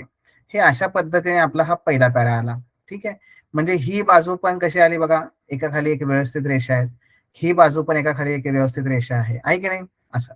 मग दुसरा पॅराग्राफ लिहिताना काय करायचं, म्हणजे थोडंसं जागा सोडायची आणि परत त्या ठिकाणी मधून सुरुवात करायची, थोडंसं अंतर, मधून नाही अगदी, आणि पुन्हा परत आपण त्या ठिकाणी हे अशा प्रकारे हे लिहायचं. सो असं काय असावं आपल्या उत्तरामध्ये, नीटनेटकेपणा असावा. नीटनेटकेपणा असला की ऑटोमॅटिक काय होतं, परीक्षक आपल्यावरती प्रभावित होतो. हे लिहा. प्रत्येक पॅरामध्ये उदाहरणं असावीत. ठोस सपोर्ट देण्यासाठी काही तुम्हाला डेटा फॅक्ट त्या ठिकाणी देता आला पाहिजे, हा सुद्धा प्रयत्न करा. ओके. आदर्श रचना प्रयत्न करा. जमतं, नाही जमणार असं काही नसतं, केलं की जमतं. उदाहरणार्थ बघा, प्रादेशिकतावाद याचं मी उदाहरण दिलंय. इथं बघा, प्रादेशिकतावादाचे मुख्य कारण म्हणजे असमतोल प्रादेशिक विकास होय. हं? बघा, काय झालं, असमतोल प्रादेशिक विकास. त्यानंतर जेव्हा काही प्रदेश, जेव्हा हे इथं, हा जो आहे ना, हा हा हे इथं, हे आपला मुख्य मुद्दा आहे, हा कोर पॉइंट आहे. पॉइंट काय आपला, की प्रादेशिकतावाद कशामुळे निर्माण होतो, असमतोल प्रादेशिक विकासामुळे. हे आला कोर आयडिया. आता त्याचं स्पष्टीकरण देतोय आपण पुढे. जेव्हा काही प्रदेश विकासाच्या प्रक्रियेतून वगळले जातात, तेव्हा त्यांच्यात अन्यायाची भावना निर्माण होऊन वेगळ्या राज्याची मागणी जोर धरते. हे काय झालं, त्याचं स्पष्टीकरण झालं. कळलं? ते. आणि याचं उदाहरण देऊयात. उदाहरण द्यायचं. उदाहरणार्थ महाराष्ट्रातील विदर्भ किंवा आंध्र प्रदेशमधील तेलंगणा यांच्या निर्मिती मागील किंवा त्यांच्यामधील असंतोषाचं मुख्य कारण काय आहे? हेच प्रादेशिक असमतोलाचा विकास आहे. ओके. म्हणजे उदाहरण दिलं आपण, एक दिलं आपण विदर्भाचं, दुसरं दिलं आपण तेलंगणाचं. कळलं? मुख्य मुद्दा काय, स्पष्टीकरण काय, आणि ठोस उदाहरण काय आहे, येते लक्षामध्ये. सो अशा पद्धतीने तुम्ही काय करू शकता, याला पॅराग्राफची रचना करू शकता. पण एक लक्षात ठेवा, वन आयडिया वन पॅरा, हे नेहमी ठेवायचं लक्षात. परीक्षकाचं काम सोपं करणं म्हणजे कसं करणं, सब हेडिंग देणं. म्हणजे समजा एक आपण मुख्य मुद्दा लिहिलाय, तर त्याच्याऐवजी आता बघा ना तुम्ही, हे कसं दिसतंय तुम्हाला, हे लिहिलंय, आता हे ठीक आहे, हे डिझाईन केलेले वगैरे आहे ते, पण कसं होतं की उपमुद्दे लिहिले ना की अजून छान दिसतं हो त्याला. मुद्देसूद, उपमुद्दे अंडरलाईन करा, पॅराग्राफ मध्ये कीवर्डला अंडरलाईन करा. हे केलं पाहिजे. हे करा, उत्तर आपलं छान तेच दिसतं. कीवर्डना हेडिंग द्या. ठीक आहे, कीवर्ड नुसार हेडिंग द्या किंवा कीवर्ड्सना अंडरलाईन करा, बॉक्स करा. हे सगळं करू शकता, हे सगळं चालतं, पण पुन्हा तेच आहे, वेळ. आणि मग त्यासाठी उपाय काय, सराव. सराव करणं आणि त्या ठिकाणी इथेच त्याची तयारी करणं. अधोरेखित करणं, हायलाइट्स, महत्वाचे शब्द, कलम, ह्याला अंडरलाईन करा. पेन्सिल किंवा पेननं त्या ठिकाणी त्याचा अंडरलाईन केलं तरी चालतं, काही हरकत नाहीये. मग काय होतं माहितीये का, परीक्षकाचं लक्ष त्या ठिकाणी तिकडे वेधलं जातं आणि तो त्याच्यानुसार मग त्याचं काम सोपं होतं. त्याचं काम सोपं झालं की आपल्याला तो मार्क्स देऊन जातो. आता सगळ्यात महत्वाचं, आकृत्या आणि नकाशा. बघा, हे सगळ्यात जास्त महत्वाचं आहे. मी तुम्हाला सांगेन, कंपल्सरी एक डायग्राम काढण्याचा प्रयत्न करा. जीएस मध्ये तर काढलंच पाहिजे. हे स्पोक्स असतील किंवा ह्या फ्लो चार्ट असेल, या पद्धतीने. आणि हे कसं होतं, उत्तर प्रभावी दिसतं. दुसरं, परीक्षकाचं काम हलकं होतं. त्यामुळे आणि फार सुबक असले पाहिजेत का असे नाहीये. मॅप पण काढा. मॅप पण काढण्याचा प्रयत्न करा. मॅप पण सुबक असला पाहिजे का, नाही. तुमच्यावर राष्ट्रद्रोहाचा खटला कोणीही चालवणार नाहीये. मॅप काढण्याचा प्रयत्न करा. डेली बेसिसवर भारताचा मॅप, महाराष्ट्राचा मॅप हे काढण्याचा प्रयत्न करा. अगदी 2 मिनिटं तुम्ही दिली ना सराव करण्यासाठी, तरी सुद्धा तुम्हाला छानपैकी मॅप काढता येऊ शकतात. तर यांचा वापर करा. हे खूप गरजेचं आहे उत्तराला आकर्षक बनवणे आणि प्रतिस्पर्ध्यापेक्षा 1 मार्क जास्त मिळण्यासाठी हे गरजेचं आहे. मी जे नकाशाबद्दल सांगत होतो ते कच्चा नकाशा काढणं, ते सवय लावा. कारण काय होतं, भूगोल असू दे, इकॉनॉमिक्स असू दे, पॉलिटी, सगळीकडे नकाशे वापरता येतं. ते नकाशांचा वापर प्रभावीपणे करा. उत्तर मार्क्स तुम्हाला इतरांपेक्षा 100% जास्त मिळणार. हे प्रयत्न करा, सराव करा. डेटा आणि उदाहरणं. नुसतं अनालिसिस देऊन उपयोग नसतो हो. त्याला ना सपोर्ट द्यावा लागतो. डेटा आणि अनालिसिसचं द्यावं लागतं. म्हणजे कसं, भारत ही महासत्ता आहे नाही. भारत ही जगातील 4थ्या क्रमांकाची सर्वात मोठी अर्थव्यवस्था आहे, कंसात $4.11 GDP. हे काय आहे? मी त्याला मजबूत बनवतोय, वजन देतोय तिथे माझ्या उत्तराला. त्यामुळे माझं तिथे काय उत्तराला वजन मिळतं, विश्वसनीयता येते आणि मी माझा तो युक्तिवाद जो सिद्ध करतोय, नुसता गप्पा मारत नाहीये मी. डेटा. आता हा डेटा देत असताना मगाशी सांगितलं तुम्हाला मी पॅराग्राफमध्ये उदाहरणार्थ असं पण देता येतो. एथिक्समध्ये उदाहरणार्थ काय तर काय समजा कुठलं एखादं हे असेल इंटिग्रिटी. हा उदाहरणार्थ TN शेषन यांनी राबवलेल्या निवडणुकाच्या सुधारणा. काय झालं? डेटा सपोर्ट केला आपण, एक्झाम्पलने सपोर्ट केला. इकॉनॉमिक्समध्ये किंवा तुम्हाला असं लिहायचंय कुपोषण. मग काय करता येतं की महाराष्ट्रातल्या कुपोषणाचं प्रमाण वाढत चाललंय असं समजा तुम्हाला लिहायचंय. नुसतं वाक्य लिहिलं आणि त्याच्याऐवजी आपण इथे असा काय केला? ग्राफ काढला. ग्राफ काढला आपण. हे कच्चा आहे, काही याला फार असं काही आलाच पाहिजे असं काही नाही हो. नुसतं तुम्ही ग्राफ काढला नाही, ते हा ग्राफ काढला आणि या ठिकाणी तुम्ही आकडेवारी लिहिली, हा काय असेल ते, आणि इकडे वर्ष, हे वर्ष आहे आणि हे काय त्याचं प्रमाण आहे. झालं. याला चौकट करा आणि बघा लिहून टाका, याला झालं. आपल्या उत्तराला 4 चांद लागले. अशा प्रकारे ते करत जायचं. किंवा तुम्ही असा ग्राफ काढला आणि या ठिकाणी भारतातील स्त्री पुरुष गुणोत्तराचं प्रमाण हे कमी होत चाललंय, असं जास्त होतं ते कमी झालं, आता 2001 नंतर वाढत चाललंय. झालं. एवढं जरी काढलं तरी खूप झालं, 4 चांद लागले. त्यामुळे हे प्रयत्न करा. त्यानंतर डेटा लिहित असताना बरं का, हे करा तुम्ही तसं, पण डेटा कोट करा. बेरोजगारीचा दर हा एवढा आहे, दारिद्र्याचं प्रमाण एवढं आहे आणि याच्यामध्ये तुमचा हातखंडा आहे मित्रांनो. तुम्हाला आर्टिकल माहिती आहे, तुम्हाला डेटा माहिती आहे, तुमच्या ऑब्जेक्टिव्हचा अभ्यास तुमचा चांगला आहे, तर ते आठवायचं आणि ह्या ठिकाणी लिहायचं. थोडासा जुना तुमचा डेटा असेल हरकत नाही, काही अडचण नाहीये, द्या तो डेटा लिहा. तुमच्या उत्तराला चांगल्यापेक्षा म्हणजे इतरांपेक्षा चांगले मार्क्स मिळतात. उदाहरणार्थ सामान्य वाक्य, भारतात शेती परवडत नाही म्हणून शेतकरी आत्महत्या करतात. वाक्य चॅम्पियनचं कसं असतं बघा. नॅशनल क्राईम रेकॉर्ड ब्युरो 2022 नुसार काय झालं आपण आता बघा. नॅशनल क्राईम रेकॉर्ड 2022 नुसार भारतामध्ये किती, एक समजा किती 2022 नुसार भारतामध्ये एक 30,000 शेतकऱ्यांनी आत्महत्या केली. 30,000 शेतकऱ्यांनी वाढत्या कर्जबाजारीपणामुळे कृषी क्षेत्रातील आत्महत्या ह्या केलेल्या आहेत किंवा आणि ती परिस्थिती चिंताजनक आहे. सो पहिला फॅक्ट आपण हे जोडलं. 30,000 किंवा ते काही जे असतील आत्महत्या त्या जोडल्या, तर त्याला आणि ह्या वाक्याला फरक आहे ना. त्यामुळे काय होतं की फॅक्ट लिहिलात ना तुम्ही, डेटा लिहिला ना की ऑटोमॅटिक आपल्याला खूप चांगल्या पद्धतीने मार्क्स मिळतात. सो तो प्रयत्न करायला पाहिजे, तो एक करा. सो ह्या सगळ्या बाबी आहेत बघा. अचूक मांडणी, presentation, data is equal to यश. अचूक मांडणी, प्रेझेंटेशन आणि डेटा हे याच्या माध्यमातून यश मिळतं. आपल्याला उर्वरित काही दिवसामध्ये इतिहासच घडवायचा आहे, त्यासाठी इतिहासाचा अभ्यासही करा आणि इतिहास घडवा. एक शेवटचा मुद्दा सांगतो, निष्कर्ष कसा लिहायचा. निष्कर्ष लिहित असताना सुद्धा बऱ्याच अडचणी येतात मुलांना. निष्कर्ष लिहा. निष्कर्ष हा तुमच्या उत्तराचा जो शेवट आहे ना मित्रांनो, तो तुमच्या विजयावर शिक्कामोर्तब करतो. कारण शेवटी जे तुम्ही लिहिता ते परीक्षकाच्या लक्षात राहतं, नाही असं नाही, राहतं. आणि म्हणून अंतिम प्रभाव हा सुद्धा तेवढाच महत्वाचा आहे. विशेष करून निबंधामध्ये तर लाजवाब असला पाहिजे आपला निष्कर्ष. कसा बघूयात. काही गैरसमज बघूयात अगोदर निष्कर्षाविषयीचे. पहिला, अजिबातच निष्कर्ष न लिहिणे. नो, त्याला कळणारच नाही तुम्ही संपूर्ण उत्तर लिहिलंय ते, तो हेच म्हणणार अरे अर्ध्यात सोडले याने, मार्क्स कट करतो, अर्धा 1 मार्क हमखास गेला. बिलकुल नाही. अतिशय घाईघाईत मध्ये शेवट करणे, अशा प्रकारे वरील सर्व करणे महत्वाचे. झालं, अरे एवढंच लिहून अशा प्रकारे वरील सर्व करणं महत्वाचे आहे, डॉट, फुल, संपलं. अरे नाही, थांब, जरा विचार कर थोडासा. नकारात्मक निष्कर्ष कधीही लिहायचा नाही. सरकारचं धोरण पूर्णपणे अपयशी आहे, महात्मा गांधीजींना काही कळतच नव्हतं किंवा नेहरूंनी सगळं हे असं नाही. नकारात्मक शेवट कधी करायचा नाही. डायग्राम किंवा नकाशाने शेवट करायचा नाही. मेन बॉडी मध्ये डायग्राम लिहा, शेवटी नेहमी काय करायचं आपल्याला, वाक्यच लिहायचे. म्हणून काय करू शकतो आपण, मग काही पद्धती सांगतो. पहिली पद्धत ते म्हणजे वे फॉरवर्ड, उपाय सुचवा.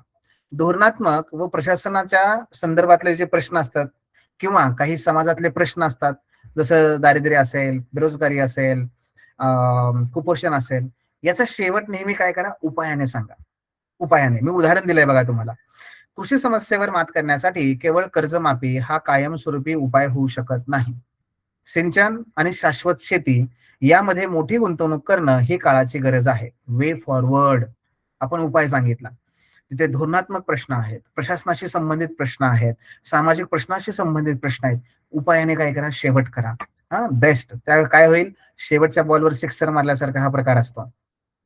दुसरा प्रकार, जशी सुरुवात आपण सुविचाराने किंवा विचारांनी करू शकतो की नाही कोटेशनने, तसं आपण इथे सुद्धा करू शकतो.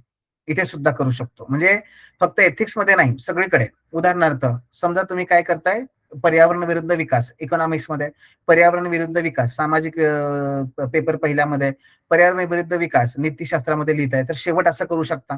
महात्मा गांधींनी म्हटल्याप्रमाणे निसर्गाकडे निसर्गाकडे सर्वांची गरज पूर्ण करण्याची क्षमता आहे, पण कोणाचाही लोभ पूर्ण करण्याची क्षमता मात्र नाही. हे सूत्र लक्षात ठेवूनच प्रशासनाने विकास कामे करावीत. म्हणजे काय केलं आपण, एंड कसा केला, सुविचाराने, विचारांनी. महात्मा गांधी आहेत, विवेकानंद आहेत, नेल्सन मंडेला आहेत, एपीजे अब्दुल कलाम आहेत, हे या पद्धतीने उपयोगाला येतात. नक्की करा. ठीक आहे, हा दुसरी पद्धत आहे. तिसरी, सरकारी योजनांचा संदर्भ. सरकारी योजनांचा संदर्भ तुम्ही देऊ शकता. म्हणजे समजा तुम्ही कुठलाही, पुन्हा एकदा, समजा तुम्ही दयेचा अधिकार असेल, दयेच्या अधिकाराविषयी आपण मगाशी चर्चा केली की राष्ट्रपतींच्या दयेच्या अधिकाराचं चिकित्सक विश्लेषण करा. ठीक आहे, खूप कन्सर्न आहेत, खूप अडचणी आहेत, अनेक लोकांना त्या ठिकाणी आज वाट बघावी लागते, फाशीची वाट बघावी लागते. शेवटी तुम्ही कन्क्लुजन करत असताना सांगू शकता काय, की जरी या प्रकारची परिस्थिती असली तरी नुकतंच भारत सरकारद्वारे जेल अधिनियम किंवा जेल कोड असतं, तर जेल आचारसंहिता जी घोषित करण्यात आली आहे, त्यामध्ये फाशीच्या शिक्षेतील कैद्यांना प्राधान्यक्रम देण्याचं निश्चित करण्यात आलंय. म्हणजे काय सांगितलं आपण, उपाय सांगितले, भारत सरकारने हे केलं. किंवा इथे मी तुम्हाला उदाहरण कसं दिलंय बघा, बालकुपोषणाचं, मी कुपोषणाचा एक प्रश्न मगाशी घेतला होता, तर त्याच्यासाठी काय करू शकतो, बालकुपोषणाचे हे आव्हान सोडण्यासाठी भारत सरकारने नुकतेच सुरू केलेले पोषण अभियान अधिक पारदर्शक आणि लोकसहभागातून राबवल्यास हे उद्दिष्ट नक्कीच साध्य होईल. म्हणजे एखाद्या सरकारी योजनेचा संदर्भ, सरकारी मिशन, सरकारी कार्यक्रम, सरकारी पुढाकार याच्या माध्यमातून महाराष्ट्र सरकार आणि भारत सरकार अशा दोघांचा आपल्याला उपयोग करता येऊ शकतो कन्क्लुजनसाठी. आणखी एक पद्धत आहे, चालू घडामोडी किंवा भविष्यातलं उदाहरण.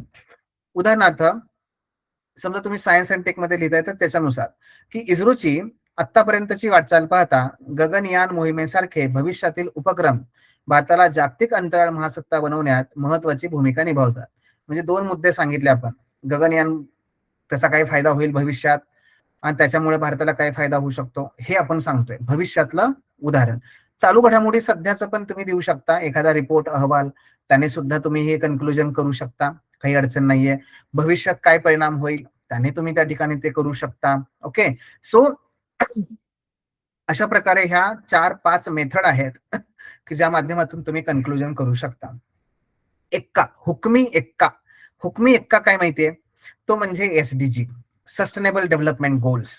मित्रांनो, हे पाठ करा. अजून आपल्याकडे 25 दिवस जरी असतील ना, तरी दररोज एक पाठ करा. हे जे काही शाश्वत विकासाची ध्येय आहेत का नाही, काही उदाहरणामध्ये शाश्वत विकास असा शब्द वापरा, काही उदाहरणामध्ये फक्त त्या ध्येयाचं शब्द वापरा. याने तुम्ही एंड करा. खूप छान पद्धतीने हे करता येतं. उदाहरणार्थ, दारिद्र्य निर्मूलनासाठी वरील सर्व उपाययोजना प्रभावीपणे राबवल्यास आपण शाश्वत विकासाचं उद्दिष्ट क्रमांक 1 गाठण्याच्या दिशेने वेगाने वाटचाल करू शकू. झालं आहे की नाही. काय केलं आपण, सस्टेनेबल एसडीजी ला ते जोडलं, निबंधामध्ये, एथिक्स मध्ये, सगळीकडे हे उपयोगाला येतं. मग आणखी असं काय करू शकता का तुम्ही, एसडीजी सोबतच आणखी राज्यघटना, राज्यघटनेची जे सरनामा आहे ना आपला, तो पाठ करा.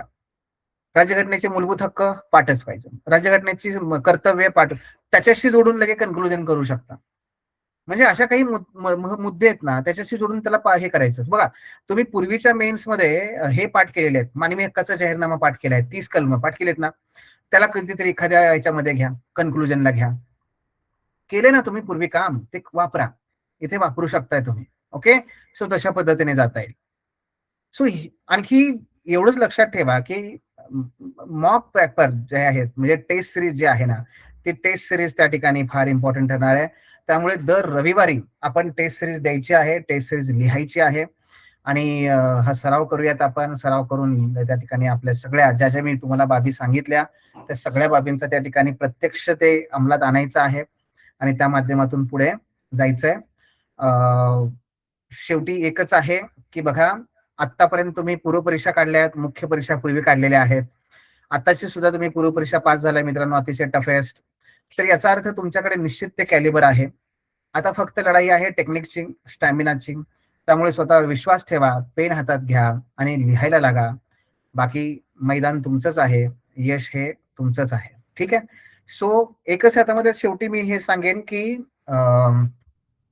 आता काय होतंय, आता उद्या कदाचित आज उद्या म्हणजे उद्याच कदाचित आयोगाची बैठक होईल आणि त्याच्यामध्ये आपल्याला हे मिळेल, पिक्चर क्लिअर होईल की आपल्याला दिवस मिळतायत नाही मिळतात वॉटेवर. पण त्याच्यामुळे काय केलं आपण की आताचे शेड्यूल जे आहे ते घोषित केलेलं नाहीये. पण आपण जीएसची जी टेस्ट सिरीज आहे ती आपल्या सर्व विद्यार्थ्यांना त्या ठिकाणी आणि इतर विद्यार्थ्यांसाठी सुद्धा आपण ते घेऊन येतोय. दर रविवारी आपण ते टेस्ट पेपर लिहूयात. ठीक आहे. त्याचं स्वरूप, त्याचं शेड्यूल हे सगळं तुम्हाला उद्या संध्याकाळपर्यंत मिळून जाईल. पण एवढं मात्र फिक्स आहे, दर रविवारी आपल्याला 2 पेपर लिहायचे आहेत, सकाळी एक, दुपारी एक. मग तो सकाळी आपण जीएसचा घेऊ, दुपारी निबंधाचा घेऊ. एका रविवारी आपण जीएसचा सकाळी घेऊ, दुसऱ्या ऑप्शनलचा घेऊ. सो असं ते करूयात. पण निबंध आणि ऑप्शनल हे सुद्धा लिहिले पाहिजेत आणि त्याचबरोबर जीएसचे सुद्धा पेपर आपण एक एक तरी लिहिले पाहिजेत. 3 रविवार, 3 पेपर तर आरामशीर होतात. ऑप्शनलचे 2 पेपर होतात, निबंधाचा 1 पेपर होतोय, नाही का, रविवारी आपण जरी लिहिलं तरी. सकाळ दुपार सकाळ दुपार राहिला फक्त 1 पेपर, तर तो पेपर आपण कुठेतरी मध्ये शनिवारी वगैरे कव्हर करून टाकू. ठीक आहे. सो अशा प्रकारे जीएसचे 4 पेपर आपण लिहू शकतो, ऑप्शनलचे 2 पेपर आपण लिहू शकतो, निबंधाचा एक अख्खा फुल लेंथ पेपर आपण लिहू शकतो. आपण तो इनिशिएटिव्ह लवकरच घेऊन येतोय आणि तुम्हाला तो निश्चित आवडेल आणि त्याच्याबद्दलचं स्वरूप तुम्हाला लगेच कळेल. फक्त उद्या कदाचित आपल्याला ते क्लॅरिटी येऊन जाईल की नक्की काय आहे आणि कशा पद्धतीने ते स्वरूप असेल. ठीक आहे. पण लिहूयात आणि त्यानुसार आपण मग पुढे पुढे जाऊयात. ठीक आहे. धन्यवाद. आता तुमचे प्रश्न सांगा. मी खूप बडबड केली आहे. मी निश्चितपणे तुम्हाला बोर केलेलं असणार आहे. कंटाळून बरेच जण निघून गेलेले आहेत. हा. तर हे मी वाटलं तर तुम्हाला हवं असेल तर मी हे पीडीएफ जे आहेत त्या तुम्हाला देतो. हे लेक्चर पण तुम्हाला हवं असेल तर ते देतोच. पण ते करूयात, आपण डिस्कस करूयात. हा. ईशाचा प्रश्न होता मगाशी सुरुवातीला की क्वेश्चन अननोन असल्यास वर्ड लिमिट कशी फुलफिल करावी. ईशा, वर्ड लिमिट म्हणजे एवढं लक्षात ठेवा की खूप म्हणजे 150 शब्दांचा असेल तर 150 पेक्षा जास्त लिहू नका. त्याच्या संदर्भात काळजी घ्या. कमी लिहिला तरी चालेल, पण कीवर्ड, महत्वाचे शब्द हे तिथे यावेत, एवढा आहे. डिमांड फुलफिल झाली पाहिजे. महत्वाचं हे नाहीये की तुम्ही किती पेजेस भरलेली आहेत, बरं का, ते महत्वाचं नाहीये. डिमांड फुलफिल होते ना, तो प्रयत्न करा. क्वेश्चन अगदीच अननोन असेल तर त्याच्या मेथड्स आहेत. जेव्हा तुम्ही मी टेस्ट घेईन तुमची, टेस्टमध्ये मी तुम्हाला त्या प्रश्नाच्या उदाहरणासहित तुम्हाला तिथे सांगतो. जसं की कशा प्रकारे आपण पॉइंट जनरेट करावेत, हा, कशा प्रकारे आपण ब्रेन स्टॉर्मिंग करावं, कशा प्रकारे आपण आपल्या आहे त्या ज्ञानाच्या आधारावरती उत्तर लिहावं. अंदाजेच लिहायचं असेल तरी सुद्धा मग कसं आपण ते कॉन्सेप्च्युअल एरर करू नये, हे आपण काही पेपर आता लिहूयात. येत्या रविवारीच आपण ते लिहिणार आहोत. लिहूयात आणि त्याच्यानुसार पुढे जाऊयात. हा, तिथे मी नक्की तुम्हाला ते प्रॅक्टिकली सांगतो.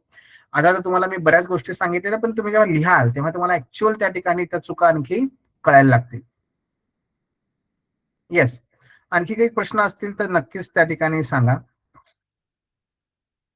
तुमच्या काही कॉमेंट्स, फीडबॅक, आत्ताचं सेशन होतं ते काही वेळ तुमचा वाया घालवला असं काही झालं नाही ना? तेही आहे. येस. गोविंदा, ईशा, मनोज, निखिल, पूजा, प्राची, सिद्धिता.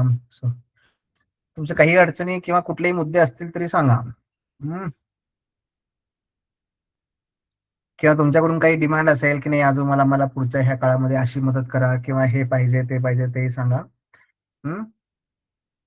मी असं म्हणेन की खूप साऱ्या ज्या गोष्टी आहेत म्हणजे नोट्स आणि पुस्तकं याच्याबद्दल काही फार आपल्याला गरज आहे असं नाहीये, बरं का. त्यामुळे मोजकच करायचंय. जर परीक्षा आपली 29ला सुरू होत असेल तर काय म्हणजे कुठे वाचत बसणार तुम्ही जास्त, नाही का. हा, काही प्रायोरिटी एरियाज वगैरे तुम्हाला हव्या असतील तर त्या नक्की तिथे मी देतो, तसं करता येईल. कुठल्या टॉपिक बद्दल वगैरे. निबंधाबद्दल आपण एक एक एक एक असे म्हणजे एक लिहूयात, एक पेपर लिहूयात निबंधाचा आणि मग त्याच्यावरती मी तुम्हाला ते मुद्दे घेऊन तसे तुम्हाला ते डिस्कस करून सांगतो. तसं. अच्छा, हां, सोशिओलॉजीचा. समाजशास्त्रामध्ये एखाद्या सिद्धांताचं मूल्यमापन करताना त्यावर बऱ्याच विचारवंतांचे विचार असतात. ते सर्व नावासह पाठ असणं आवश्यक आहे का? नाही. असं काही नाहीये. आता या घडीला मनोज काय बघा, की अ, खूप साऱ्या आपल्याला वेळ नाहीये, की मी पाठांतर करत बसेन. एखाद दुसरा लक्षात राहिला तरी चालेल. पण मला नावं पाठ नाहीयेत म्हणून मी लिहिणार नाही, असं होऊ नये. हां. फर्स्ट प्रायोरिटी कशाला आहे? लिहा. फर्स्ट प्रायोरिटी आहे लिहा. दुसरी प्रायोरिटी मग दुसरं जमलं तर नाव लिहा. काही अडचण नाही. आता लिहा. ठीक आहे. सो ऑलमोस्ट जर काही प्रश्न नसेल तर मग आपण थांबूयात. Thanks for watching. If you found this video valuable, don't forget to like, share, and subscribe our channel. The Officer, your personal mentor.